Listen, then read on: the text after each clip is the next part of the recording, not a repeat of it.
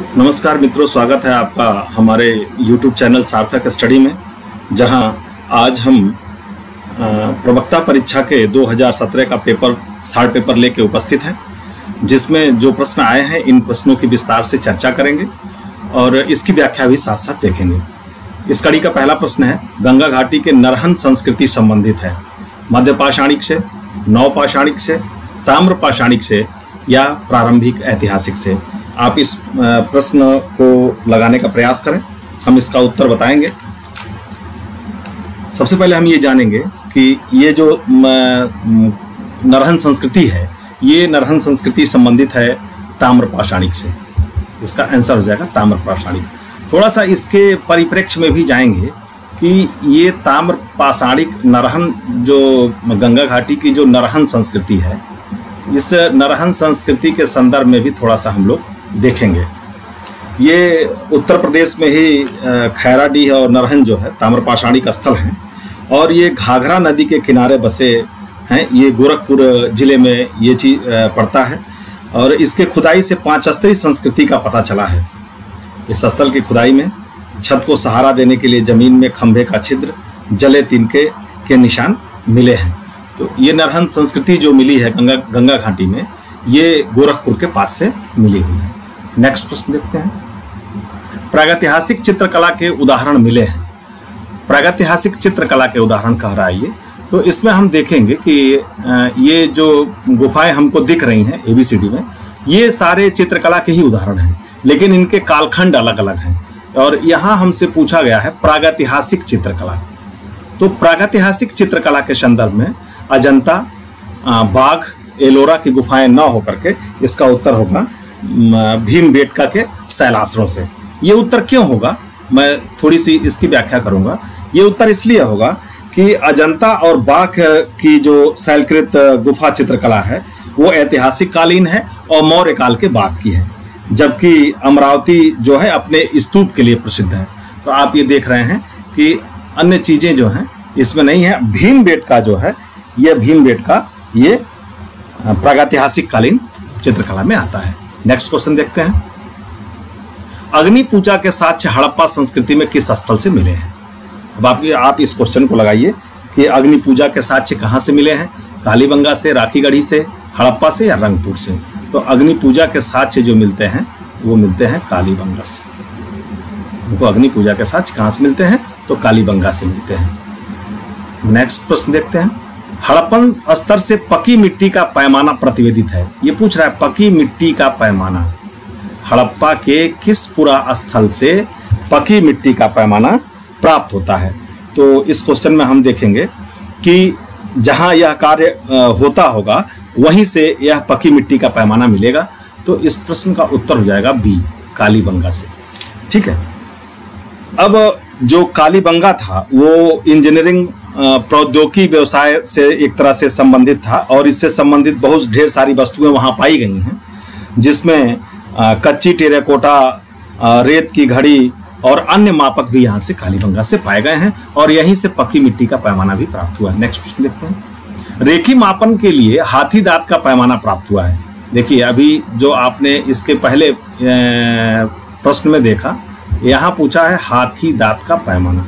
हमको हमेशा यह ध्यान रखना है कि कौन सी चीज कहाँ से मिली है। यह हाथी दांत का पैमाना पूछा है। और जो इसके पहले हम क्वेश्चन देख रहे थे, इस प्रश्न में पकी मिट्टी का पैमाना पूछ रहा था। तो यहाँ कंफ्यूजन नहीं होना चाहिए। पकी मिट्टी का पैमाना जो है वो कालीबंगा से मिला है।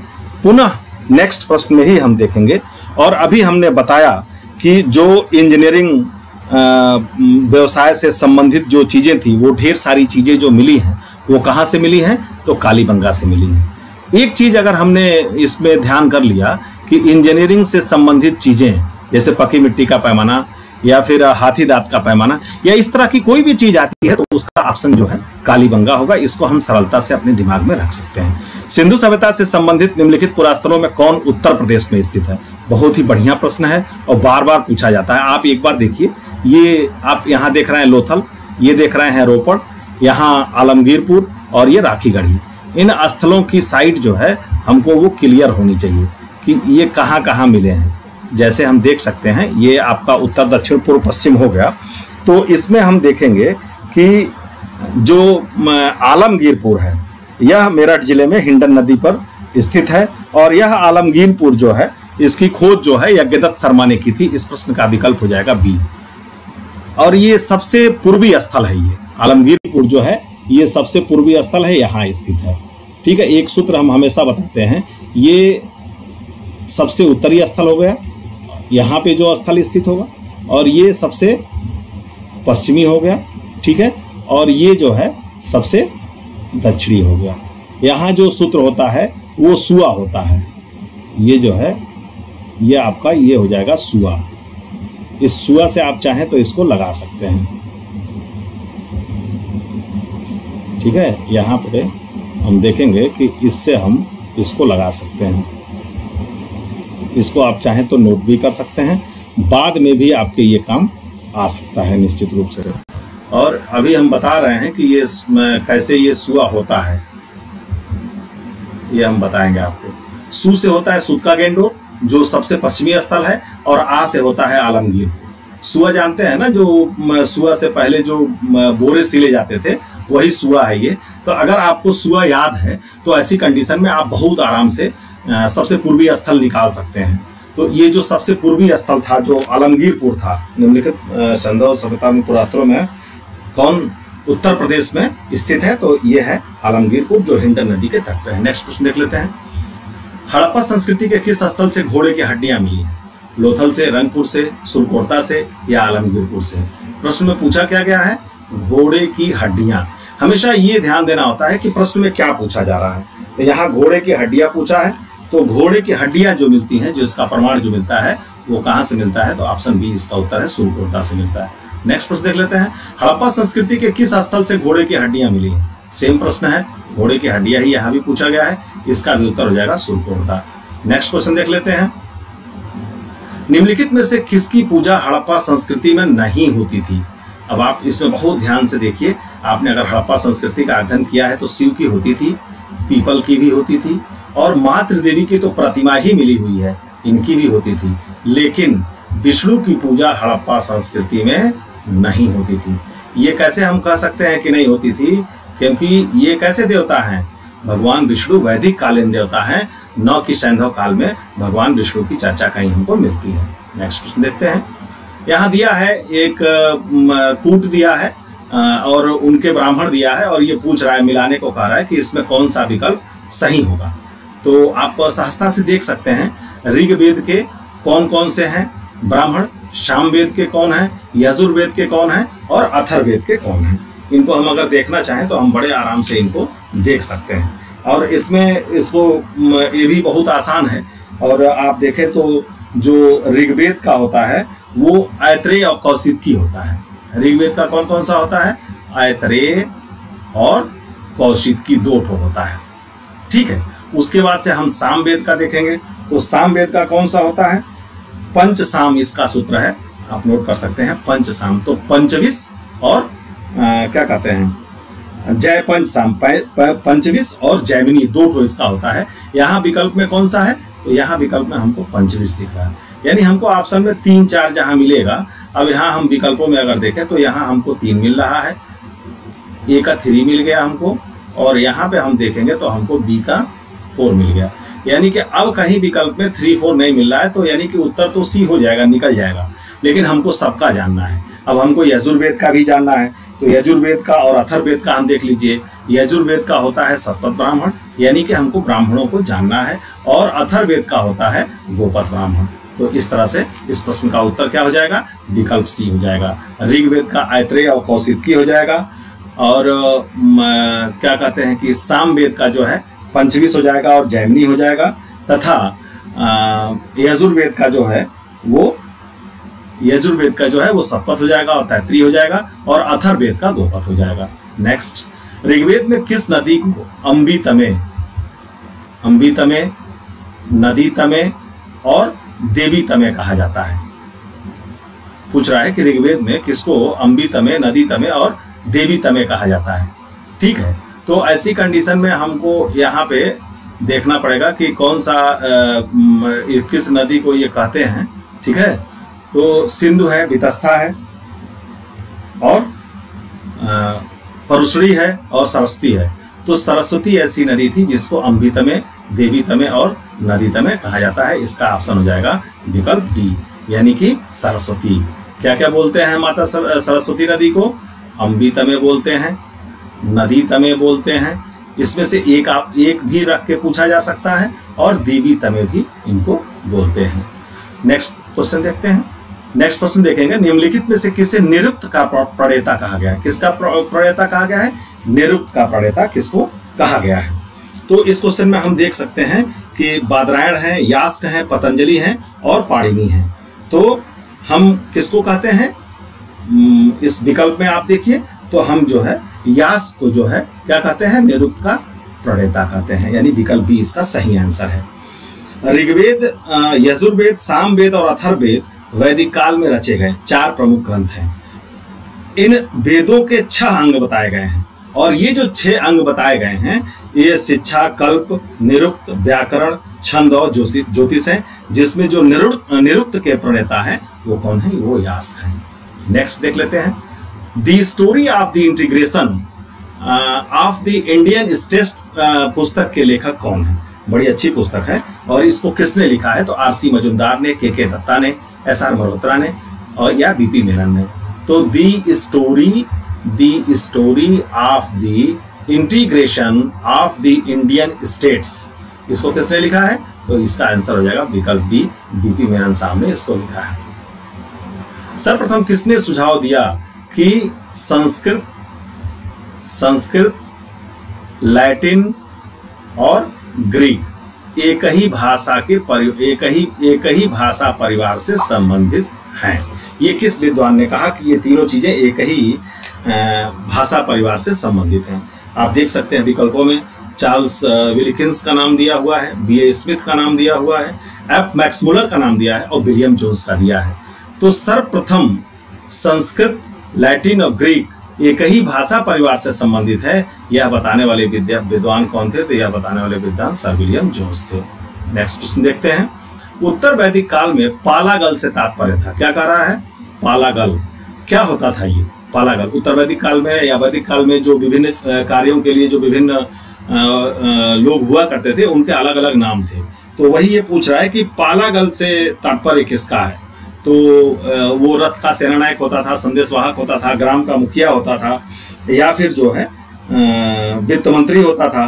तो पालागल जो होता था ऋग्वैदिक काल में ये कौन हुआ करता था? तो ये संदेशवाहक हुआ करता था। यानी पालागल का अर्थ क्या था? तात्पर्य किससे था? तो संदेशवाहक से था।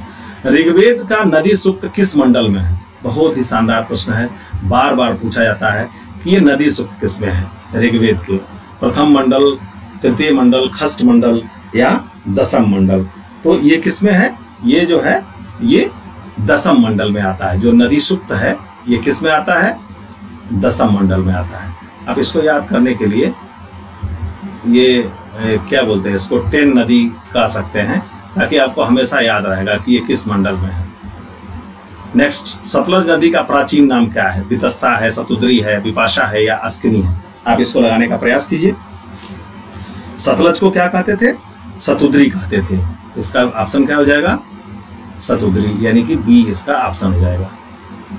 ऑप्शन बी इसमें सही आंसर होगा। नेक्स्ट, कौशिकी ब्राह्मण संबंधित है। देखें कौशिकी ब्राह्मण किससे संबंधित है? ऋग्वेद से है, सामवेद से है, यजुर्वेद से है या अथर्ववेद से है? तो कौशिकी ब्राह्मण जो है ये किससे संबंधित है? ये ऋग्वेद से संबंधित है।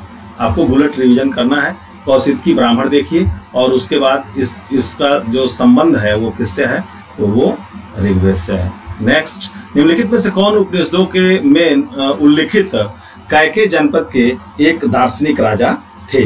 जावाली प्रवाहन थे, जमदाग्नि थे, श्रुतसेन थे या अशुपति थे? तो कैके जनपद के एक दार्शनिक राजा कौन थे? तो इसका आंसर हो जाएगा विकल्प बी, अशुपति जी थे। नेक्स्ट, प्रथम जैन संगीति हुई थी। प्रथम जैन संगीति कब हुई थी? इसका बाकायदे मैंने जब क्या नाम है कि बौद्ध धर्म में जो संगीतियां हुई थी उनके बारे में अपने खुद की वीडियो में बताया है। जैन संगीति भी जैन धर्म के जब तथ्यात्मक वीडियोस में लेके आऊंगा तो उसमें लेके आऊंगा, वो याद हो जाएंगे। लेकिन यहाँ प्रथम जैन संगीति हमको बताना है तो आप देख सकते हैं राजगृह में, पाटलिपुत्रा, बल्लभी में या वैशाली में कहाँ हुई थी? तो जो प्रथम जनसंगति हुई थी वो कहाँ हुई थी? विकल्प बी इसका सही आंसर है, यानी कि ये पाटलिपुत्रा में हुई थी। नेक्स्ट देखिए, बुद्ध का महापरिनिर्वाण मगध के किस शासक के काल की घटना है? यानी जो महापरिनिर्वाण हुआ, यहाँ महापरिनिर्वाण लिखा है, ये पूछ रहा है कि किसके शासन काल की घटना है। ये घटना बिंबिसार के समय की है, अजात शत्रु के समय की है, उदयन भद्र के समय की है, या अनिरुद्ध के समय की है। तो जो ये महापरिनिर्वाण की जो घटना है ये किसके समय की है? तो अजात शत्रु के समय की है। भाई इनका नाम ऐसा है अजात शत्रु, ये ऐसे शत्रु निकले कि भगवान बुद्ध ही महापरिनिर्वाण कर गए। चतुर्थ बौद्ध संगीति का आयोजन हुआ था। ये बहुत आसान सा क्वेश्चन है, बार बार बौद्ध संगीतियों से प्रश्न इस तरह के पूछे जाते हैं। तो आप देख सकते हैं अशोक के शासनकाल में, कनिष्क के शासनकाल में, हर्ष के शासनकाल में, अजात शत्रु के शासनकाल में। बौद्ध धर्म पढ़ाते समय मैंने बताया है इसका सूत्र अका अक, माने क्या कहते हैं कि लास्ट का जो क है वो कौन है? वो कनिष्क है। जब पूरा वो वीडियो देखेंगे तो आपको क्लियर हो जाएगा और संगीतियां आपको कभी नहीं भूलेंगी। तो ये कब हुई थी चतुर्थ बौद्ध संगीति? तो ये कनिष्क के शासनकाल में ये बौद्ध संगीति हुई थी। इसके बाद से देखिए नेक्स्ट प्रश्न देखिए, महासंघिक स्कूल का उदय हुआ कहाँ हुआ था? ठीक है, वैशाली में हुआ था, बोधगया, सारनाथ या राजगृह। तो जो महासंघिक स्कूल का उदय हुआ था वो कहाँ हुआ था? तो ये हुआ था वैशाली में। नेक्स्ट देखते हैं, वत्स महाजनपद की राजधानी स्थित थी। ये राजधानी से प्रश्न बार बार पूछे जाते हैं कि किसकी राजधानी कहाँ स्थित थी। तो आप देख सकते हैं जो वत्स महाजनपद की राजधानी थी, वत्स महाजनपद की राजधानी स्थित थी, तो कहाँ स्थित थी? तो वो स्थित थी आपके कौशाम्बी में। इस प्रश्न का उत्तर हो जाएगा कौशाम्बी। नेक्स्ट देखते हैं, श्रवणबेलगोला स्थित है, ये कहाँ है? श्रवणबेलगोला किसके संदर्भ में है? आप जानते हैं यहाँ पे चंद्रगुप्त मौर्य जा करके और संलेखना विधि द्वारा जो है अपना शरीर त्यागे थे, तो वही श्रवणबेलगोला इसीलिए प्रचलित हो गया। और ये श्रवणबेलगोला जो है वो कहाँ है? मैसूर कर्नाटक में स्थित है। नेक्स्ट देख लेते हैं, मेगास्थनीज ने भारतीय समाज के 7 वर्गों में विभाजित किया, उसमें द्वितीय वर्ग कौन था?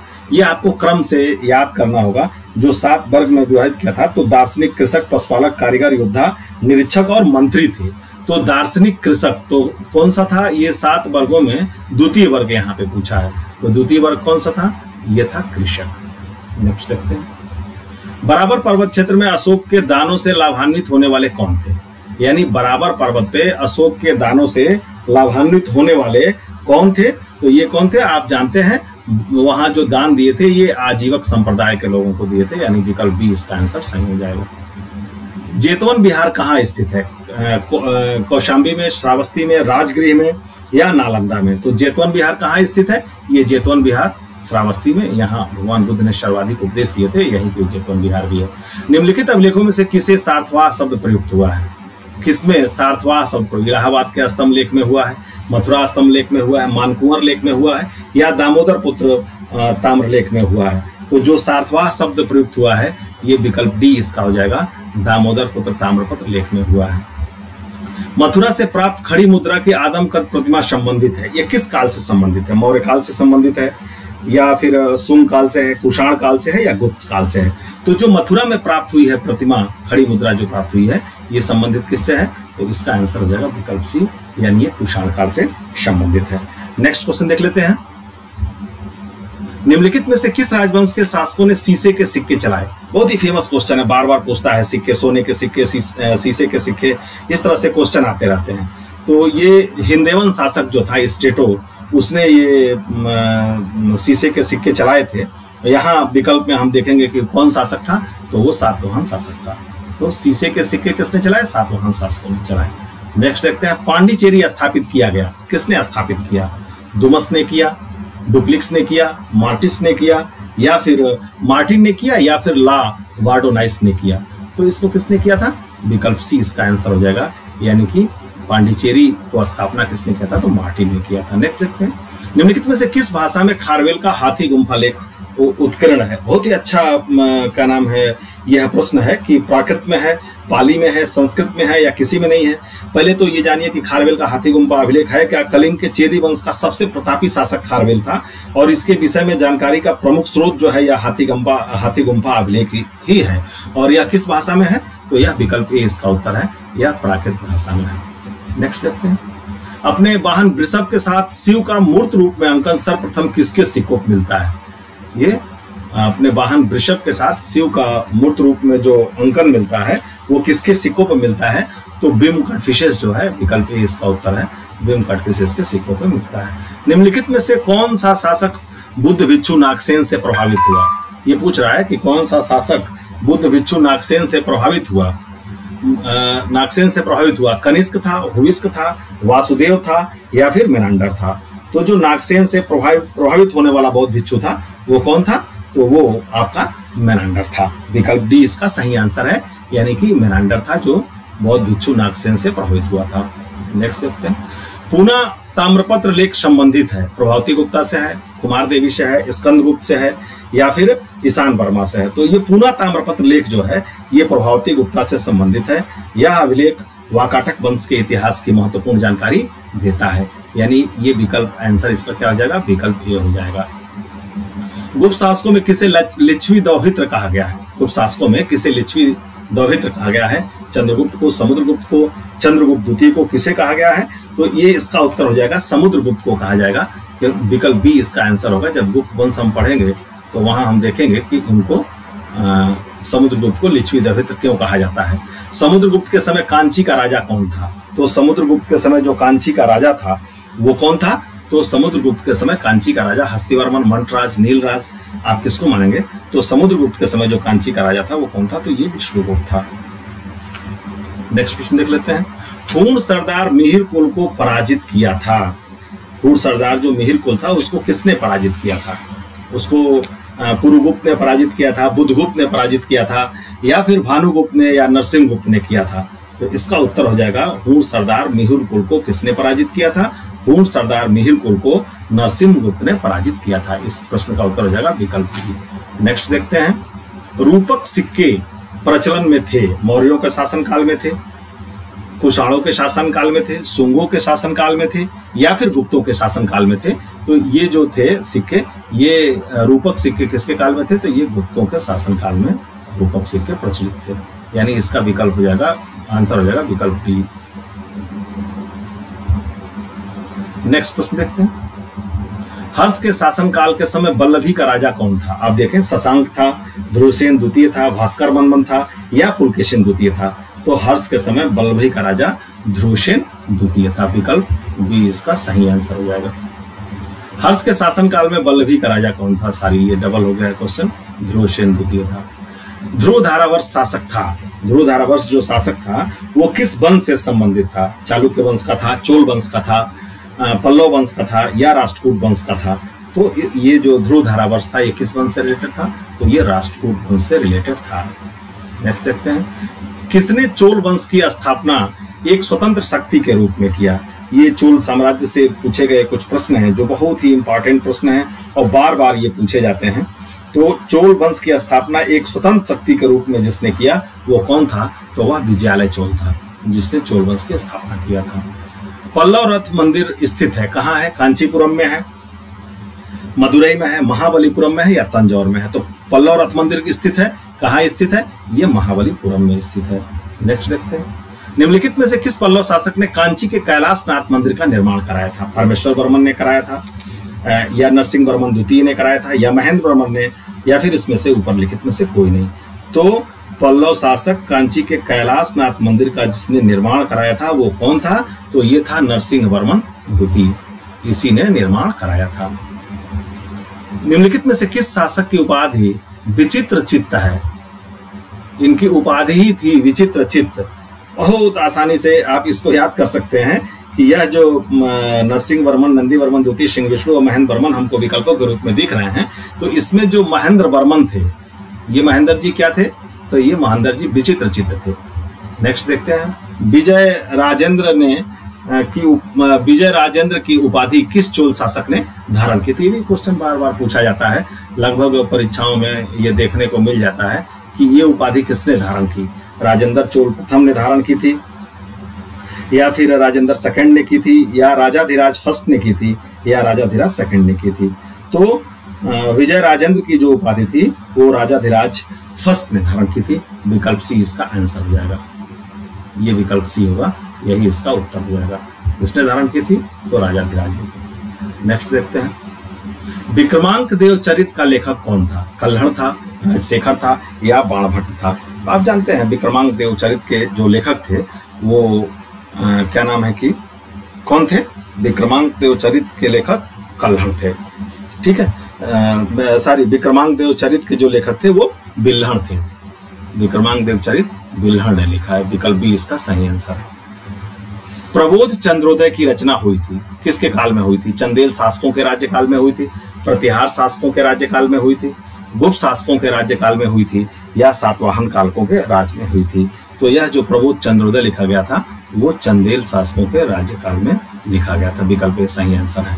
काव्य मीमांसा के लेखक राजशेखर दरबारी कवि थे। तो काव्य मीमांसा के लेखक दरबारी कवि किसके थे? महेंद्र पाल प्रथम के थे, महेंद्र वर्मन फर्स्ट के थे, दंतेदुर्ग के थे या हर्ष के थे? तो इसका उत्तर हो जाएगा विकल्प ए। ये किसके थे? ये महेंद्र पाल प्रथम के। राजशेखर किसके दरबारी कवि थे? तो राजशेखर महेंद्र पाल प्रथम के दरबारी कवि थे। निम्नलिखित में से नाट्य शास्त्र का रचयिता कौन है? नारद है, गौतम है, वाल्मीकि है, किसने लिखा है या भरत ने लिखा है? तो नाट्यशास्त्र के जो रचयिता हैं वो कौन है? नाट्यशास्त्र रचयिता भरत हैं। नाट्यशास्त्र रचयिता भरत हैं। तहकीके हिंद के लेखक कौन है? अलबरूनी है, एल इदरिसी हैं, सुलेमान हैं या अल मसूदी हैं? तो इसको किसने लिखा है? तहकीके हिंद किसने लिखा है? अलबरूनी ने लिखा है। तहकीके हिंद किसने लिखा है? तो इसको किसने लिखा है? तो इसको लिखा है अलबरूनी ने। तहकीके हिंद के रचयिता कौन है? अलबरूनी है। ये ऐसे ही याद करना है हमको। तहकीके हिंद का रचयिता कौन है? अलबरूनी है। अक्ता भूमि होती थी जिसकी आय पर, जैसे भूमि के कई प्रकार थे उसी में एक अक्ता थे, अक्ता भूमि भी थी। इसकी आय पर किसका नियंत्रण था? ये चीज यहाँ पूछ रहा है। तो जो अक्ता भूमि होती थी उस पर नियंत्रण किसका होता था?